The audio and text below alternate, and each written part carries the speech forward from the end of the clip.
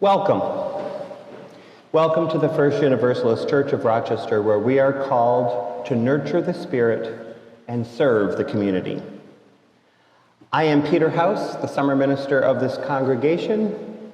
My pronouns are he, him, and leading the worship with me today are Elizabeth Osta, she, her, as our worship associate, Howard Spindler, he, him for our music, McCormick Chu, he, him for providing tech support, Lisa Gwinner, she, her, and Brendan Kortzel, he, his, for our online ministry team. If you are here for the first time this morning, we especially welcome you. Thank you for making it to this worship community.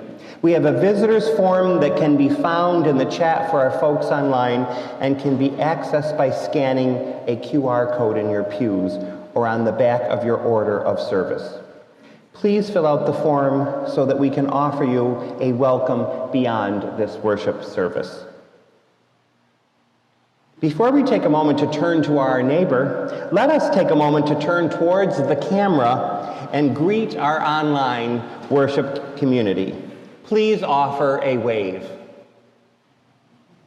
And if you are online, please pop into the chat and offer a greeting.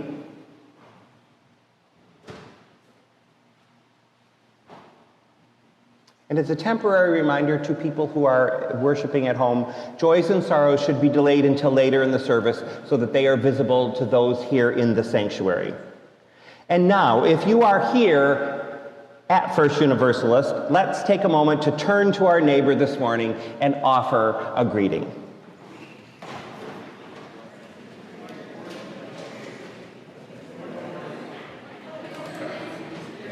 Does that?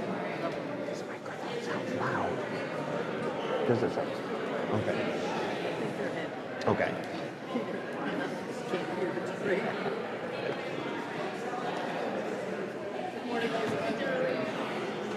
I'm so glad to learn about your deadlines. I'm so glad to learn about your deadlines. We work together.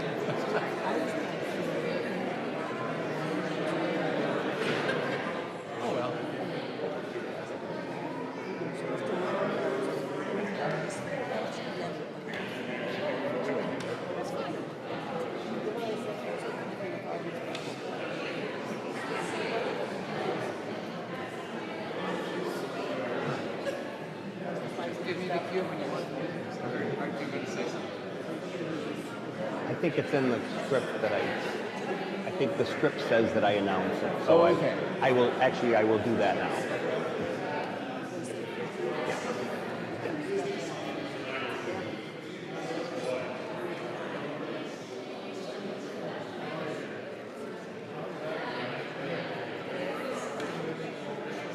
I invite everyone now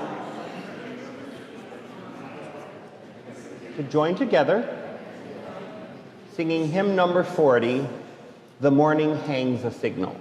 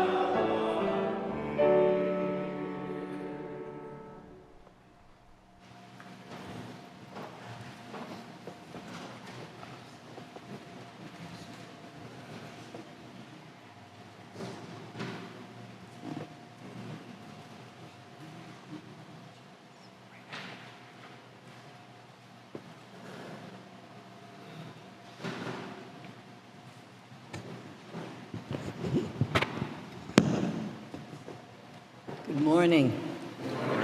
Beyond the screen, I'm here. This season of summer often finds some of us pulling out insect spray and guarding against unwanted bites of all kinds. At some point, I realized there are bugs in the flowers today. Beautiful bugs, but nonetheless bugs. Butterflies and dragonflies. Thank you. At age 6, while on vacation at my grandmother's house in Lima, I learned the power of a bee sting when it caused my leg to swell and the doctor to prescribe 3 different pills, white, blue, and pink, to help heal it. One upside of that bite was that I did get to ride at the Roseland Amusement Park to distract me from the itching and swelling that accompanied my incident. Over my years, I have grown to respect bees while keeping a healthy distance. Their industry and ingenuity often know no bounds.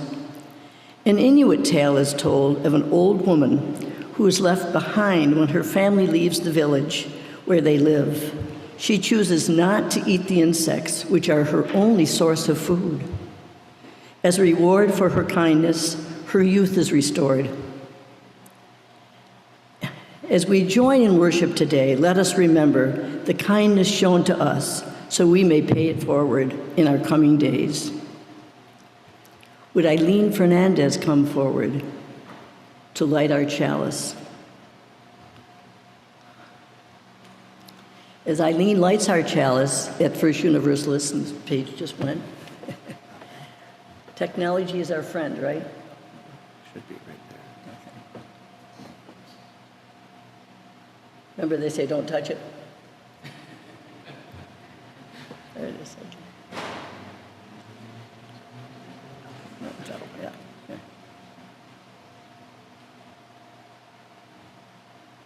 There it is.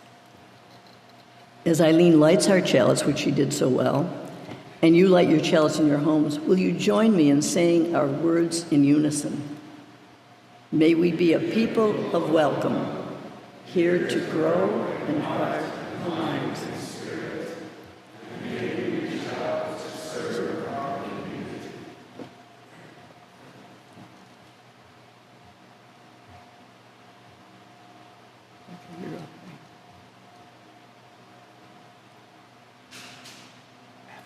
Okay, great.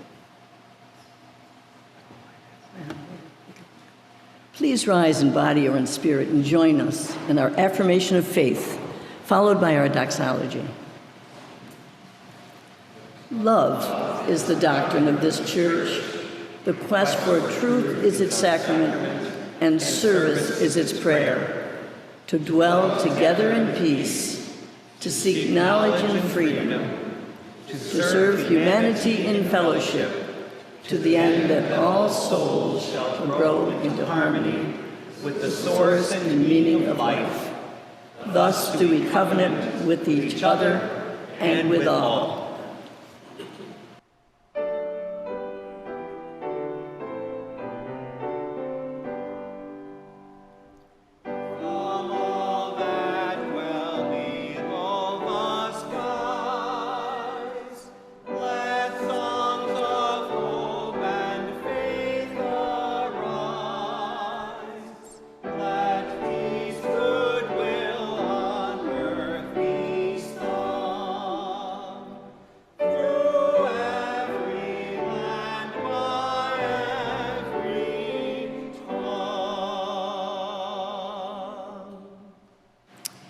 Each Sunday, we take time to share some of our fortune with others. We reach out to say, I care, I appreciate, and I believe in our power together. Our generosity as we give to our church this morning renews our faith in each other, for no matter how little or how great, it says, I care, I believe, and I appreciate. Thank you for being a part of our power. You're invited to give online by scanning the QR code in your pews or to drop an offering in the offering basket. For folks online, please click the link in the chat to give to First Universalist Church. Thank you for your generosity.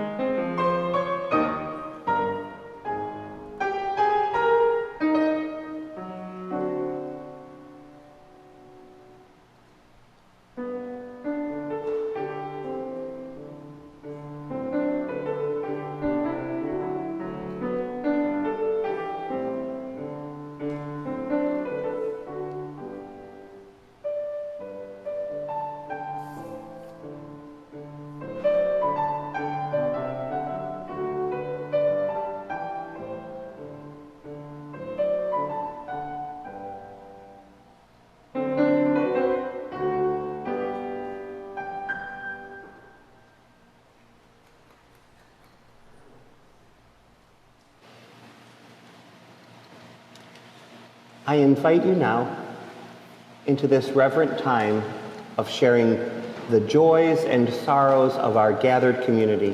If you would like, you can place your hand over your heart to be able to listen from this heart-centered place.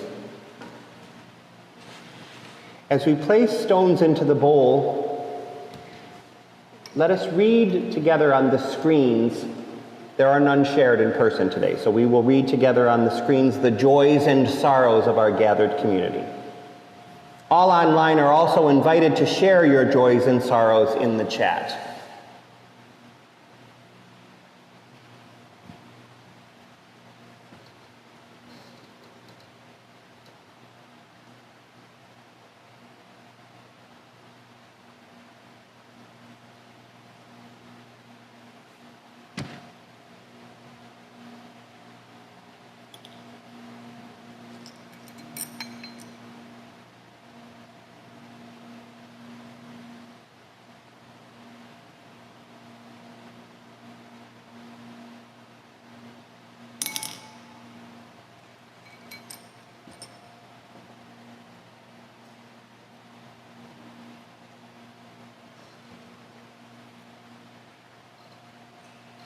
And we drop one final stone into the bowl to represent all the many, many joys and sorrows left in the unspoken silent sanctuaries of our hearts. May all be held in the heart of love.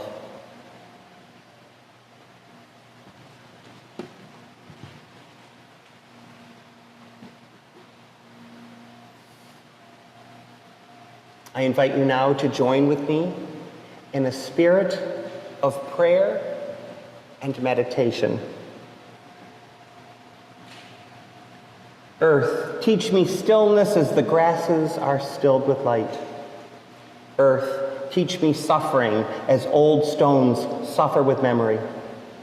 Earth, teach me caring as parents who secure their young.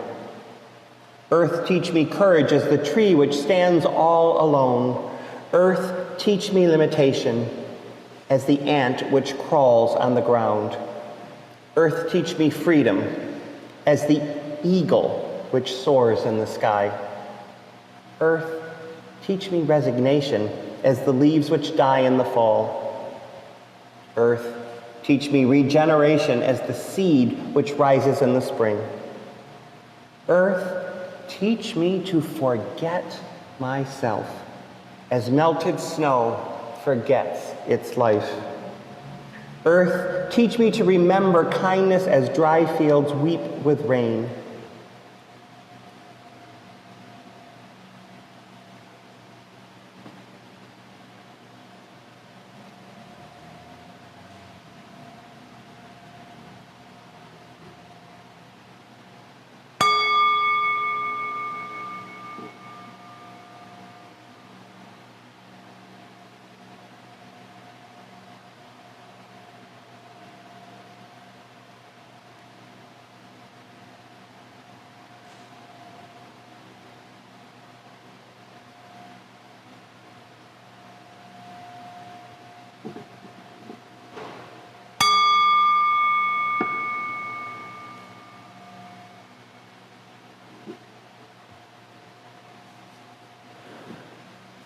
Amen.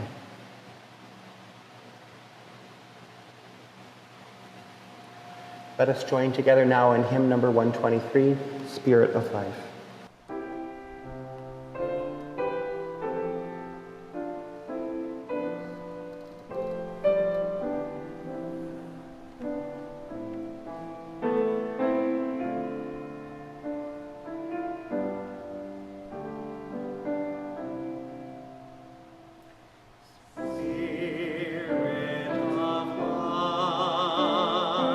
Come unto me.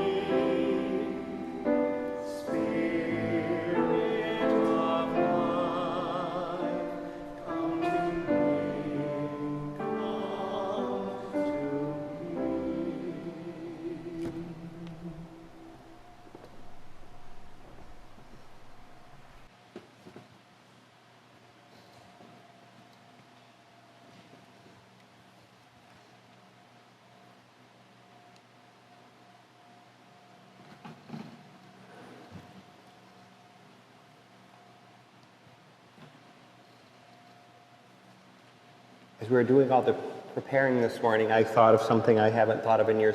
When I was about 10 or 12 years old, I went through a period of time where I wanted to go into broadcast journalism. And I think in recent years, I'm getting a little taste of what it's like to do a television show with microphone sound checks and checking the screen and the script. And I'm not sure I would have been good at it.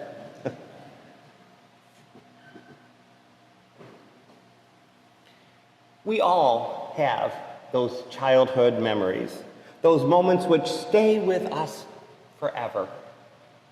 Moments that we can call to mind anytime and recall not only what happened, but exactly what we saw, how we felt, and what else was going on around us at the moment. So I was about 7 years old. It had been a hot, humid few days, and since this was in about 1968, air conditioning and ceiling fans were nowhere near as commonplace as they are today. My family lacked both of these luxuries. In fact, at the time, all we had in the entire house to cool us off other than open windows was one small metal table fan with the metal blades. It was so old, it didn't even oscillate. And that was all we had in the entire house other than the windows and the doors. So my father would move this fan from room to room as we migrated through the day. It was in the kitchen at meal times. It was in the living room when we watched the Yes black and white TV set. And then it was placed in the upstairs hallway in front of the window when we went to bed at night to try to draw a little bit of air through the rooms as we slept. So this particular evening that I'm going to talk about, the fan sat on a homemade shelf that my uncle had built for us to keep the toaster on. And it was aimed at the table while we ate dinner. And because it had been so hot and humid, my mother had kept cooking to a minimum. And we were having hot dogs, potato chips, iceberg lettuce with Thousand Island dressing, and watermelon. Good summer meal. It was so hot and sticky that nobody had much of an appetite anyway. And I can still remember the feeling. It was the first time that I can recall that feeling where the air is so heavy with humidity that you could actually feel it around you. We had every window in the house open, and the back door was open too. But unfortunately, at that time, the screen and the screen door had a small little tear in it, and some flies had gotten in.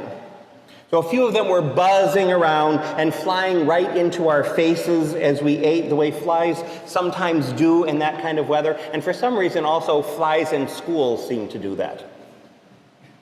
The fly swatter was nearby, but of course, most of the time, we missed when we went to swat. So there was one particularly persistent fly that kept bothering my mother and I. She and I always sat on the same side of the table. And it finally landed on the edge of the shelf that my uncle had built, and my mother saw her opportunity. So she slowly and carefully picked up the fly swatter and then brought it down just right, squashing the offending fly good. It would not be bothering us anymore. So I watched the entire thing happen. And even though I was grateful that the fly wouldn't be interfering with my hot dog eating anymore, I was overcome with a new realization that I had never had before. I mean, I had certainly seen flies swatted before. But suddenly, for the first time, it occurred to me, I had just witnessed the end of a life. A living, breathing, feeling being had been alive and well just 10 seconds ago. And now, due to the deliberate act of a human being, it was dead. Killed not because it posed any real threat or danger, but simply because it was annoying. And the killing had been quite effortless and unconcerned and nonchalant even. A non-event as reflexive and insignificant as wiping the sweat from our brows or scratching an itch nobody even thought about, something not even worthy of notice, let alone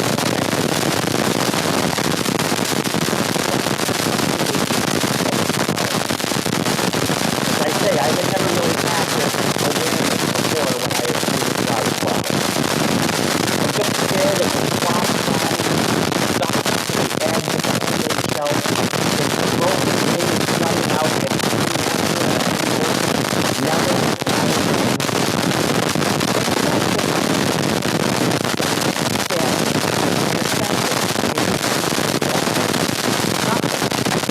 ever make me. No one could ever fix the delicate broken wings.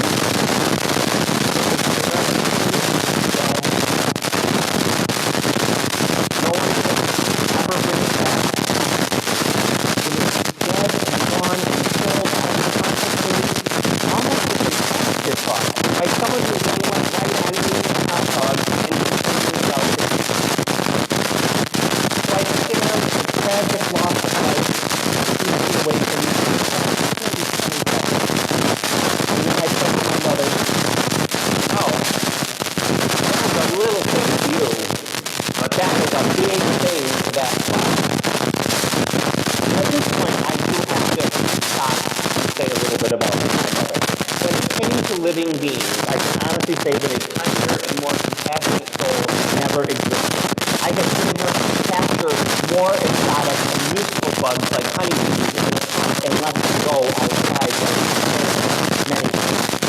It was to my mother that the neighborhood children always ran with injured birds, motherless baby bunnies, and stray kittens. I can't even count the number of baby birds that my mother sat up all night with, feeding them milk from an eyedropper, cleaning wounds with rubbing alcohol, or keeping them warm with a hot water bottle. Harvey was probably the best example of my mother's care and compassion for non-human beings. Harvey was an albino guinea pig that my mother rescued from a neighbor child who was neglecting and abusing him. The boy had Harvey in a bird cage, hanging on a clothesline in the hot sun with no food and no water. And my mother just simply went over and took him. She said, "I'm taking him." The bird cage was too small, and all we had at that time was an orange crate to put Harvey in, so Harvey quickly chewed a hole in the side of the orange crate, and he would freely walk around the house, always returning to his crate to eat and use the bathroom. So well-loved and well-nurtured was Harvey that he lived to the age of 9, which is old for a guinea pig. And then he developed cancer. So my mother took him in for surgery. Harvey's recuperation was complicated. He developed pleurisy in his lungs, and my mother sat up all one night steaming his cage with a vaporizer. Next, he developed bed sores on his feet, and she would soak his feet in a little dish of Epsom salts while feeding him lettuce scraps to keep him still while he soaked. I always like to say that my mother's compassion and care for animals was probably one of her finest qualities. So on that hot and humid evening when I commented on her killing the fly, she was instantly stricken with guilt and remorse. As young as I was, I could see it. I could tell how upset I had made her. And then I felt guilty for making her feel guilty. She hadn't even thought of the fly as a living, feeling being. She hadn't really thought about the fly at all. It had been a kind of a reflexive response to a creature that she had never really regarded as more than a mere pest. And now her 7-year-old son was calling her out, her, the baby bird nurturing, guinea pig cage steaming woman, because she had taken a life. "I never thought of it that way," she told me. "Now I'm sorry. I wish I hadn't done it. The poor thing," I remember her saying. Now, many, many times over the course of my life, my mother and I would discuss this incident, the night that she had killed the fly, and how my remark had affected her. "I felt so guilty," she'd always say, "and so embarrassed that you saw something so obvious and that I hadn't seen it. It was an innocent gesture. I hadn't really even thought about what I was doing, but the poor fly was an innocent creature just living its life, and I never even gave it a thought. And after that, I can honestly say that my mother made an effort, even with flies, to shoo them out an open door or try to capture them in cups and take them outside. Once we had a massive spider web with a large spider in it that went across our whole living room window for an entire summer. My mother named her Spidey, and she lived in the web for several months until one day my sister Janet noticed that Spidey had died. So we carefully removed her from the web and had a little funeral for her, burying her wrapped in a shroud of clean white tissue paper. And we buried her in the cemetery that we used for all of the baby birds and all of the other creatures that my mother had tried and failed to save. Now you can imagine that in the working class world that we lived in, such sentiment was rare. And my mother took her share of grief from friends and relatives and neighbors for treating mere pests as worthy and feeling beings. "Oh, you're being ridiculous," a friend might say, while my mother chased a fly or a moth around the house, trying to shoo it out an open door and calling it sweetheart as she did so. "Come on, sweetheart, come on, you're almost there." "Why, I just smashed the stupid thing," the visitor might chastise her while they were watching her shooing show go on. And this love of animals extended to trees and plants as well. We had a weeping willow tree in our yard, and over the years the roots began to raise up and crack the pavement in our driveway. And one day our next door neighbor Dave said to my mother, "Well, Josephine, I'm afraid you're going to have to cut that tree down. Look what it's doing to your driveway." He truly did not know what to say when my mother replied, "Dave, I would let that tree destroy my entire driveway before I would ever cut it down." And as a side note, I am happy to report that the people who live in the house now must feel the same way, because as of a few months ago when I went by the house, the tree is still there. Unfortunately, though, attitudes like our neighbor Dave's are far more common than ones like my mother's. Far too many trees die in the service of crack-free driveways. Billions of innocent insects are wiped out simply because they annoy us, and the amount of needless animal suffering that happens every day all over the world is utterly incomprehensible. Yet we rarely even think about it. So inured are we to violence in all forms, large and small, intentional or incidental, visible or invisible, justified or gratuitous. Our modern Western lifestyle is incredibly destructive and needlessly violent. And yet, we always find some way, some justification to plunder, to destroy, and to harm. Some of you may remember a news story from 2012 that illustrates this point well, I think. The space shuttle Endeavour had been retired and was going to be housed at the California Science Center in Los Angeles.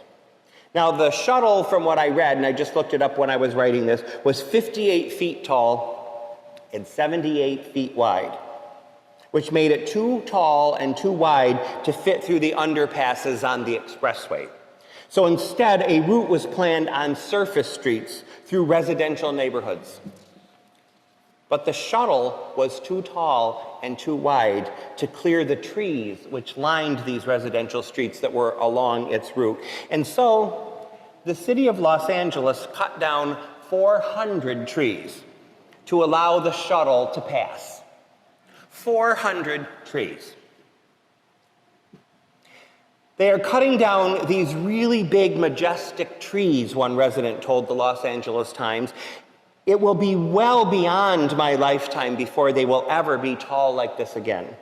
Another resident interviewed for the same story when the plan was first announced told the same newspaper that she was not only concerned about the trees, but about all the birds and other animals that these trees supported.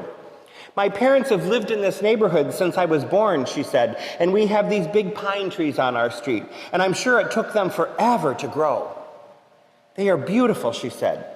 It would be really, really horrendous to see all of these trees' growth completely diminished for one parade. But cut them down they did. 400 trees. 400 mature trees. Trees which provided habitat for countless birds and other animals. 400 trees that helped keep neighborhoods cooler. 400 trees that helped sequester carbon, which is so important. 400 trees that helped hold needed moisture in the soil. 400 trees that absorbed carbon dioxide and produced oxygen. 400 trees that helped keep homes cooler. 400 trees that provided beauty and helped establish a feeling of place for the residents. 400 living, breathing, perhaps even feeling beings murdered so that one piece of man-made machinery on one day could pass by. So think about it. Just think about it this way. The time that it took for that shuttle to pass the site of any individual tree could be measured in mere seconds.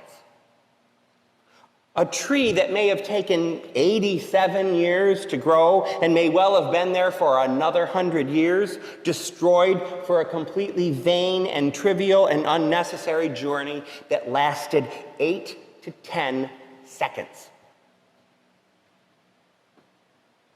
And yet, this seems to be the society that we have created. That we have created and justified and excused and enabled and maintained and, yes, benefited from. The story of those 400 trees was a mere footnote to the overall story of the Space Shuttle's noble journey to the Science Center, presented in just a handful of feature articles, not as the unspeakable tragedy and horrible injustice that it was, but merely as an interesting, kind of amusing almost side note to the real story. You know, a few wacky tree-hugging whack jobs whose absurd sentimentality and ridiculous attachment to these trees clouded their judgment so severely that they couldn't appreciate what really mattered, the space shuttle going to the Science Center. And in addition to the untold numbers of animal deaths that no doubt took place during this assault, I can guarantee you that there are people even now, 11 years later, who still grieve the loss of those trees.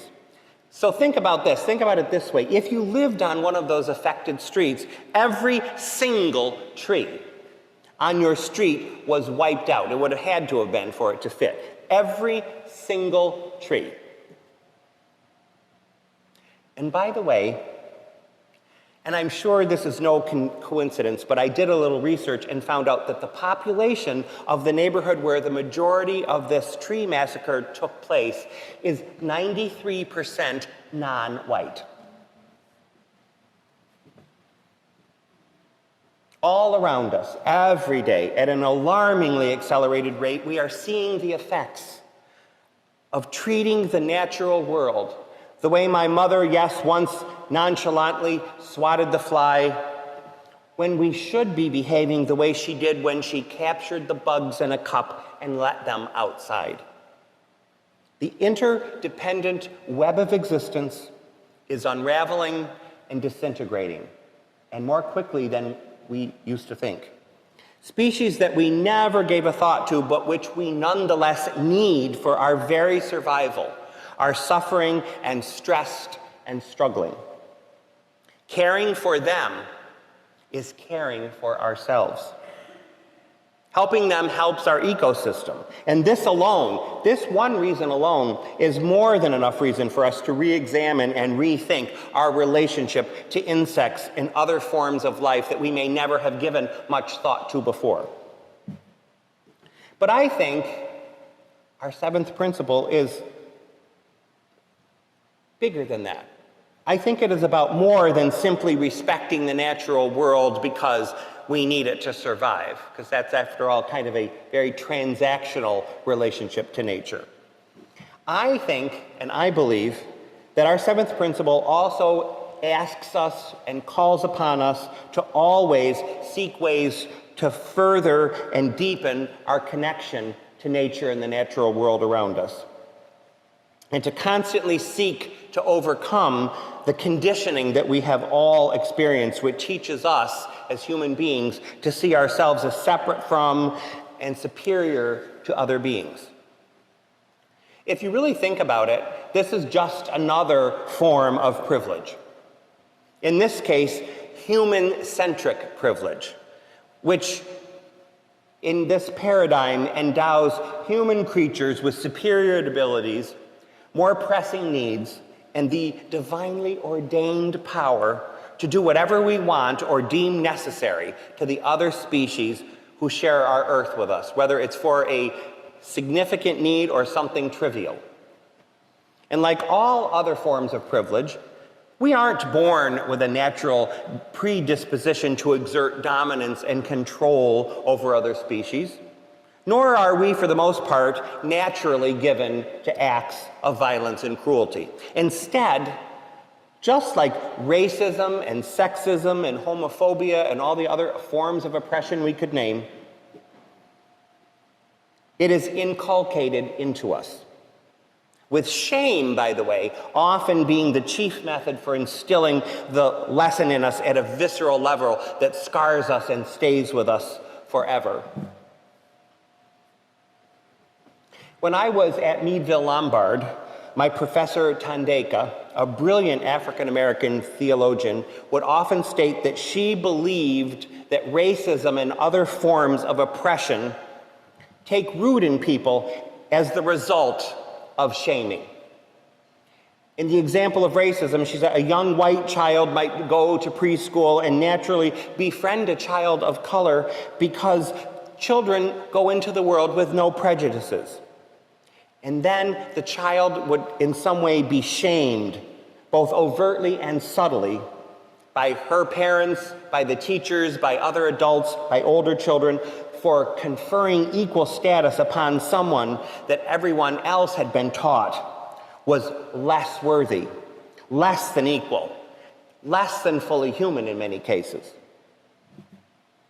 Well, I believe that that othering takes place with non-human species as well. And I believe that this othering of non-human species is rooted in the same kind of shaming, especially when it comes to insects.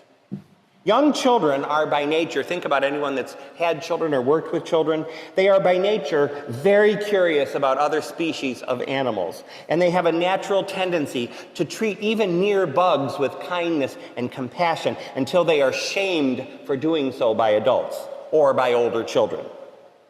So just take a moment, everyone, and think back on your own childhood. Were you ever bug shamed that you recall? Perhaps you encountered an unusual insect in the driveway and brought it inside to show your mother while she was making dinner, and she reacted in disgust. Or you befriended a ladybug and the other kids made fun of you. Or you watched with delight an ant carrying a breadcrumb and then someone squashed it and told you you shouldn't be appreciating that. Well, I do, just like I did with the fly. I remember my bug shaming incident as well. It was perhaps the same year or not long after my mother swatted the fly, so I was about 7 or 8 years old again. My sisters and I were spending the night at my Aunt Jean's house, which is way out in the country, and my grandmother was there as well. So my female cousins and my sisters were playing with dolls on the porch, and my male cousins were taking apart some kind of a small engine to see how it worked. And having no interest really in either of these activities, I went for a walk by myself in the woods, which were nearby. So I happened upon, I think it was a fruit tree. And it was absolutely covered in what I thought were the fluffiest, cutest little caterpillars in the whole world. They were the cutest caterpillars I'd ever seen, and I stopped to marvel at them scurrying all over the tree. They were adorable. One little caterpillar seemed to be isolated, all alone on a branch, not near the other caterpillars. He looked to me lonely and ostracized. So I gently put my finger out and he crawled onto my finger. A sure sign, by the way, that I was right. Yes, he's lonely and he needs a friend. I named him Albert, and I spent a good 10 minutes or so letting my new friend crawl all over me. I was enthralled. He was so cute and so innocent, and he obviously needed me. He needed someone to love him. I was so happy and so enthralled by him that I wanted my grandmother to meet him. Now, my grandmother and I, like often happens between grandchildren and grandmothers, we had a special bond. She read me poems, she taught me to bake, and she never cared that I would rather play house than play baseball.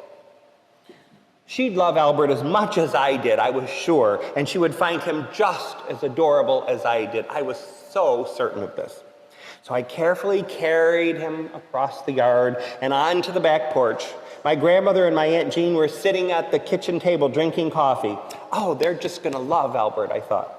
So I walked in and I said, hey, look who I've got. And before I could say any more, my Aunt Jean leapt from the chair. Oh my God, what is that? She cried. And I started to hold out my hand so that she could get a closer look at my little friend Albert. And my grandmother shouted, get that dirty thing out of here. You should know better. You should never, ever bring dirty things like that into the house. It's a bug. So I began to protest one more time, but now my Aunt Jean was shooing me out the door. Go, go, she shouted, get that dirty thing out of here. So I had been shamed severely, and I felt it instantly. And that is the word that I would use for the feeling that I had. So I took Albert back to the tree where I had found him, and I put him back on his branch, and I said goodbye to him. And I vowed that I would never, ever bring another living thing into the house again. A lesson, by the way, that my grandmother reinforced again when I returned, lecturing me all over again on the evils of insects, and making me promise to never, ever again so much as touch one if I didn't have to, and certainly never, ever again to bring one into the house. So people that follow the news have probably read that recent research is revealing to us that insects are more sentient than we were led to believe. Many scientists are telling us that they feel pain, happiness, sadness, and fear. Especially if this is the case, we humans have a duty to treat them with as much kindness and as much respect as we can. And just because that is what kind, ethical, compassionate people do, that is how we conduct ourselves, and that is how we move through the world. And in this sense, our UU seventh principle, I think, wraps around and meets the first principle. We really should affirm the inherent worth and dignity not just of other human beings, but of all living beings. Every living thing has value and worth, and every living thing has rights. Is it possible to live a totally pure life, never causing any harm to any living being? Of course not. But we can always live with compassionate hearts, seeking to cause as little harm as possible. We can cultivate a higher awareness of the harm that we all do cause and extend our consciences about this sort of thing to tiny little insignificant creatures that we may never have thought about before. We can ask ourselves questions like, did I need to kill that fly? Is that spider really harming anything if I just let it live inside my lampshade? Could I capture that moth in a cup and let it outside? Can I make little adjustments that will lessen the suffering and violence that I cause to bugs? I was recently reading an article in the National Wildlife Journal about the multitude of negative effects that artificial nighttime light is having on thousands and thousands of animal species. Scientists say that light pollution is actually one of the reasons why insects are on decline. If you have insects fluttering around your porch light at night, one of the scientists in the article said, they are depleting their energy reserves to the point of exhaustion, making them vulnerable to predators. They may also miss important courtship cues from their mates, one of the scientists said, and I guess that's especially true with fireflies. So could we make the sacrifice of turning off our porch light and our yard lights when we don't need them?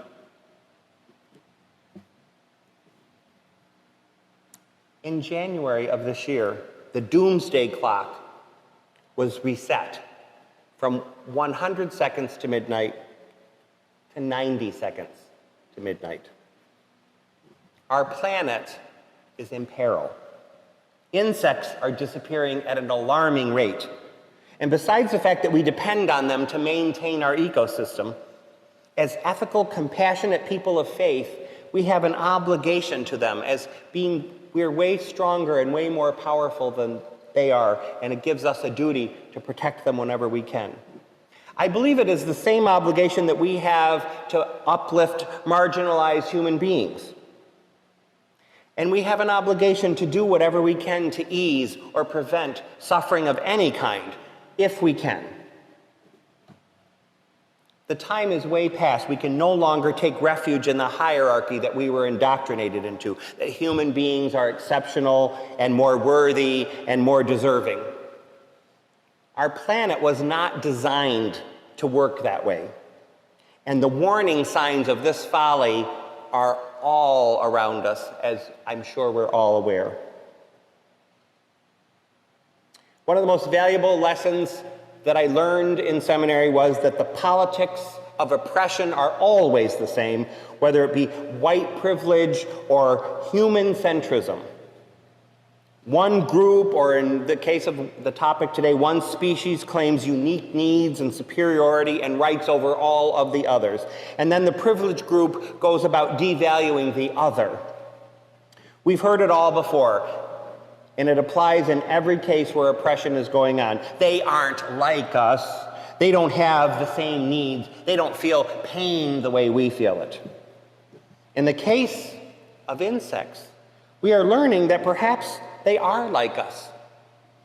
And perhaps they do have needs.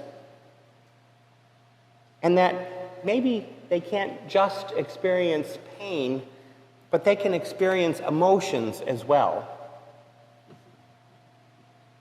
Let's all start capturing bugs in a cup when we can and letting them go free. Let's stop using toxic chemicals just so that we can have quote-unquote perfect lawns. Let's turn out our porch lights when we don't need them. And let's stretch ourselves to leave spiders alone when we find their webs while we're dusting. The doomsday clock is ticking. And we live on a planet, and none of us can deny this. We live on a planet that is absolutely crying out for gentleness and compassion and care. We can all do a little better every single day if we just bring more conscious awareness to what we do. So I was still working on this sermon yesterday, and we went to a gathering at my cousin's house in the afternoon. And when we returned home at about 7 o'clock, I noticed that a small fly had gotten into my car and was buzzing around the windshield, way down in the very front. And so the angle of the windshield and the dashboard coming together like this made capturing it in a cup impossible. So I decided that I would leave the sunroof on the car open and hope that it would find its way out and fly out. So it was a nice night, so I had my laptop and I was sitting on the porch finishing this up when my neighbor called out to me, "Hey, Peter, you better close your sunroof. We've had a lot of thefts around here lately." So, given the topic that I was writing about, I decided to actually explain to him why I had left the sunroof open. "For a fly?" he asked incredulously. It's just a fly." So I was being bug shamed. But this time, I was ready with a reply, and I invited him to church this morning.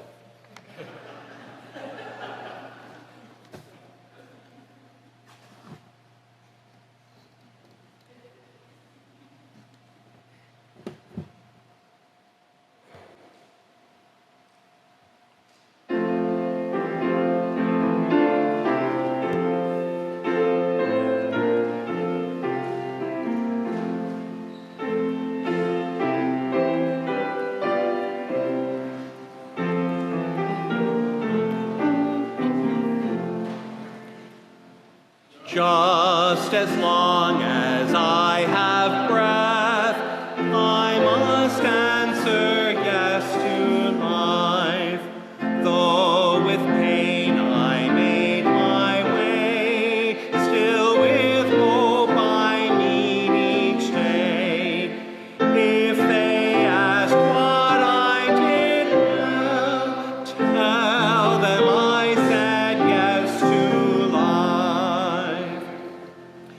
Just as long as visionless, I must answer yes to truth. In my dream and in my dark, always that elusive spark. If they ask what I did well, tell them I said yes to truth. Just as long as my heart beats, I must answer yes to love.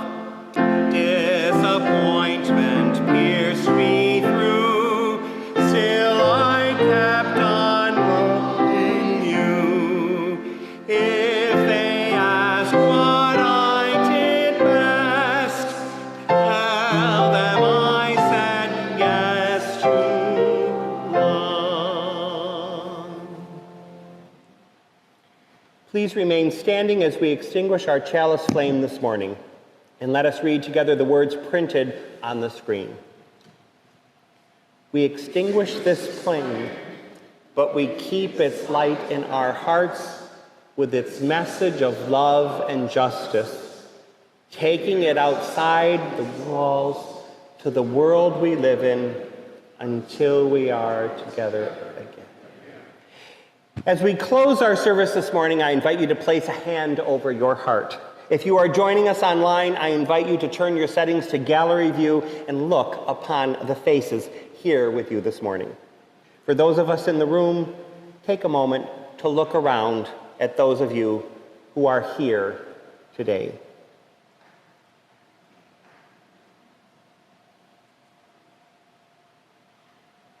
And for those that are here in person, I invite everyone to join us for refreshments in the Clara Barton Lounge afterwards. If we would but allow the majesty of creation to be, it would bless us. If we would incorporate the myriad aspects of creation instead of trying to incarcerate them, the war would end. If we could accept ourselves, then maybe we would accept others. If all these questions add up to confusion, all these answers add up to one affirmation. Love life, and it will bless you. And to this let us say together, amen.